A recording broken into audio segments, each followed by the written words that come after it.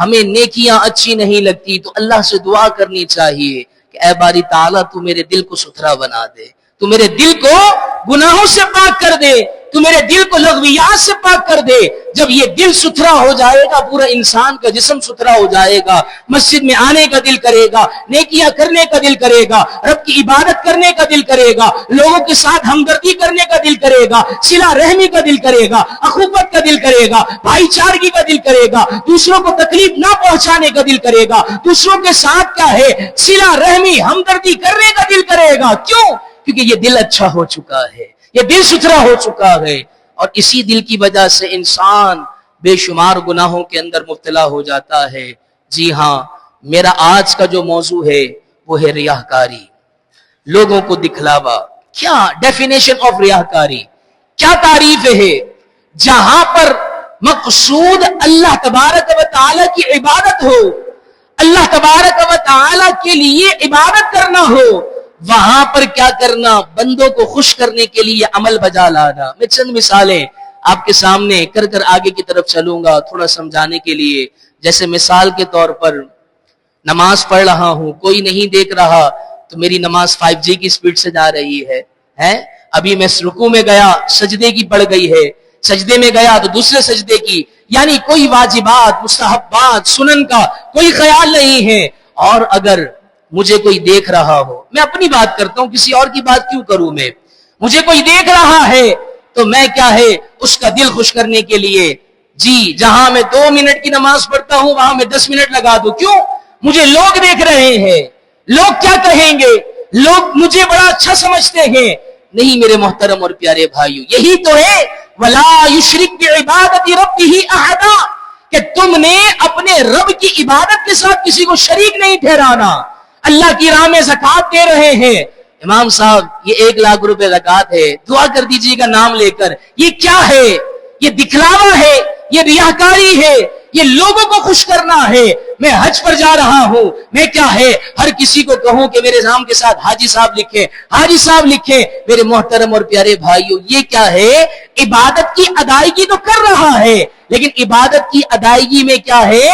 ریاکاری کو شامل کر رہا ہے، دکھلاوا شامل کر رہا ہے، اخلاص نہیں ہے۔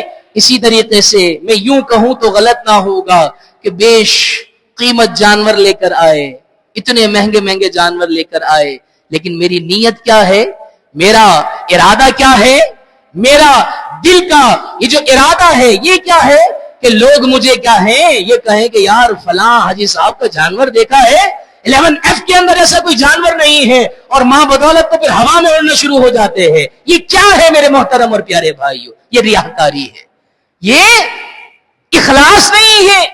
یاد رکھیں اللہ تبارک و تعالی قرآن مجید میں ارشاد فرماتا ہے لن ینال اللہ لحومها ولا دماؤها ولكن يناله التقوى، ہرگز لن ینال اللہ لحومها، اللہ کی بارگاہ میں نہ قربانی کا گوشت پہنچتا ہے، نہ اللہ کی بارگاہ میں قربانی کا خون پہنچتا ہے۔ ارے پھر پہنچتا ہے تو کیا پہنچتا ہے؟ وَلَٰكِن يَنَالُهُ التَّقْوَىٰ، اگر رب کی بارگاہ میں پہنچتا ہے تو تقویٰ پہنچتا ہے، پرہیزگاری پہنچتی ہے، اخلاص پہنچتا ہے۔ کس ارادے سے کیا جا رہا ہے، کس نیت سے کیا جا رہا ہے، کس خلوص کے ساتھ کیا جا رہا ہے، یہ اللہ کی بارگاہ میں پہنچتا ہے۔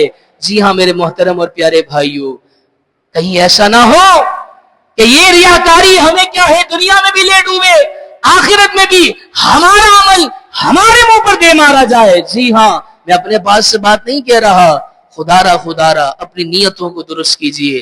اللہ کے پیارے حبیب نے فرمایا انما الاعمال بالنیات، اعمال کا دار و مدار نیت پر ہے۔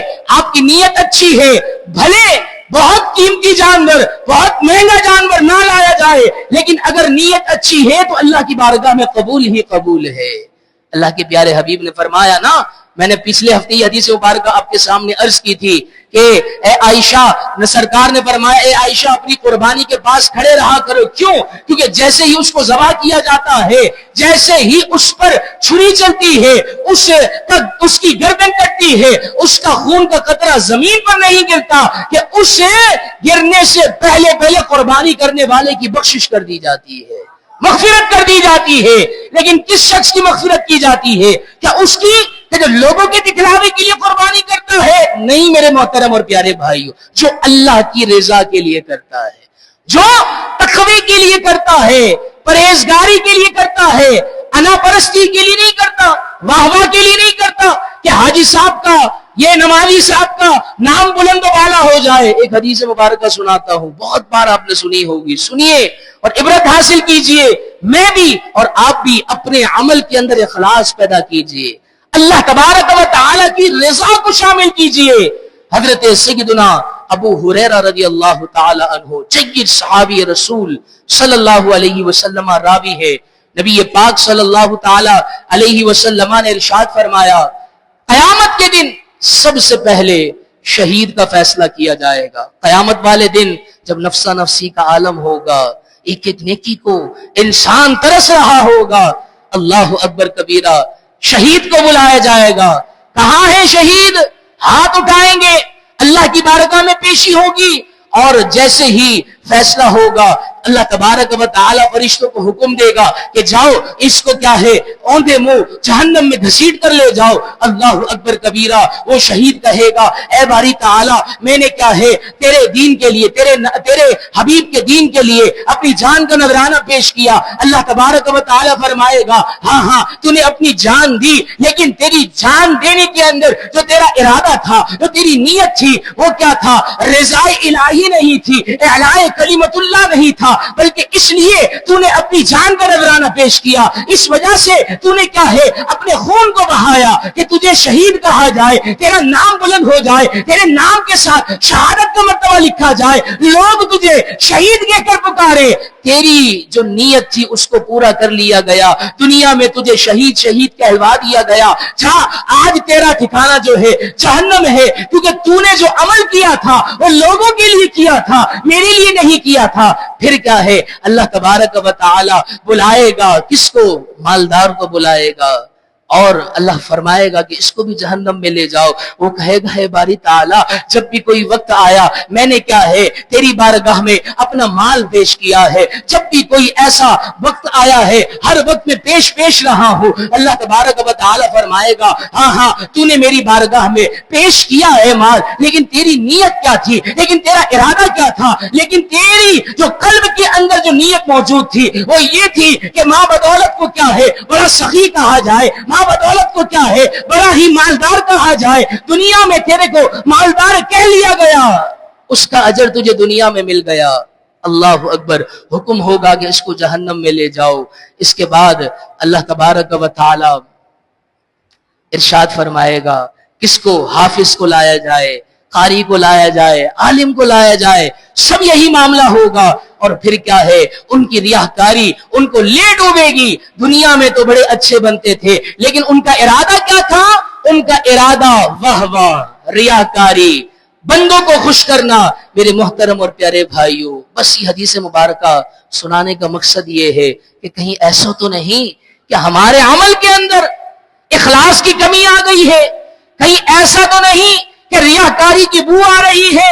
میرے محترم اور پیارے بھائیوں، اگر ریاکاری کی بو آ رہی ہے، اللہ کے حضور معافی مانگیے، اللہ کے حضور توبہ کیجئے، اپنی نیت کو درست کیجئے۔ جی ہاں، ابتدا میں نے عرض کیا تھا نا، جسم میں ایک گوشت کا لوتھڑا ہے، اگر وہ بگڑ جائے تو زندگی بگڑ جاتی ہے۔ گناہ کرنا آسان